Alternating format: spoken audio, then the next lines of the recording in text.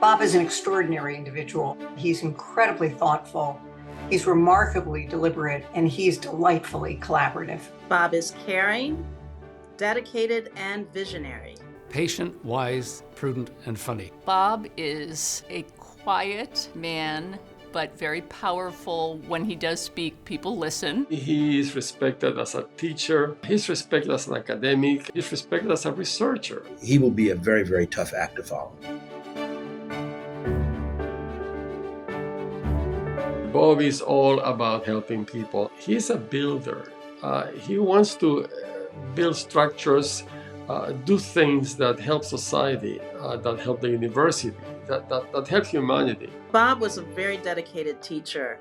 He would teach core classes, including 1050, which is one of our most difficult graduate level core courses, even while being department head. He continued to teach even when he joined Mighty. He mentors students still. He's just been one of the most approachable, kind people I've had the privilege of meeting, and he just has such a genuine interest in his students' work and their growth as both scientists and engineers. But I think a lot of us really think about his presence as a department head and as a community leader in the field of chemical engineering. He worked with other department heads across the country to look at how we could revitalize chemical engineering education. And this led to a new look at chemical engineering education around the world. Well, Bob is a really very accomplished scientist and engineer. He's being named to the American Academy of Sciences, which is a very rare thing, a club whose members include Benjamin Franklin. And I think that's a good measure of Bob's quality, not only as a leader, but as a scientist. We had the great good fortune of having Bob Armstrong and Ernie Moniz as the founding co-directors of MIT's Energy Initiative. Mighty became MIT's signature program, knitting together fundamental discovery, innovative education, and company creation, and all of these things in service to changing the energy equation for the world. Bob just really works hard to help others, and that's really the job of the Mighty director, to facilitate students, faculty, staff being able to do research and education in clean energy, and hopefully contribute not only now but down the road to moving the needle.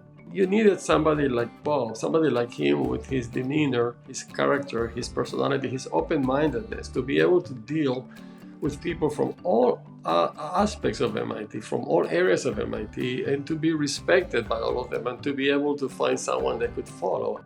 As Bob taught me and many others, great ideas don't get very far if they can't scale well beyond the lab bench. Bob brought the understanding of that critical importance of scaling to the Energy Initiative, the critical importance of having industry partners to help us get our great ideas into real utility in the real world. Bob believes that energy is critical to the quality of life. He has grown Mighty. We have new education programs, we have new research center emphasis, and we've done well in the policy arena. Bob has steered us toward an opportunity to work on low carbon solutions to some of the world's most important problems. Bob is very devoted to his family and his community.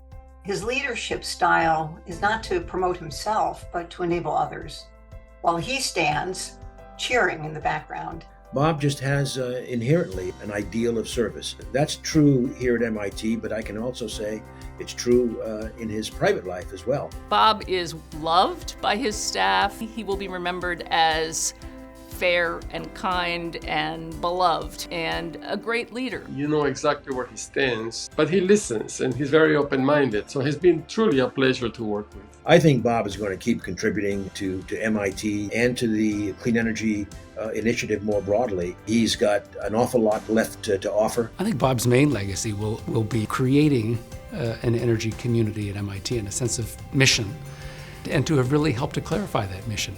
And so now we are in the crisis, and MIT, I think better than any other university in the world, is positioned to really contribute. That's his contribution. Bob will be remembered as a kind of leader who always put others in the foreground, while he worked every possible avenue in the background to foster others and MIT's success.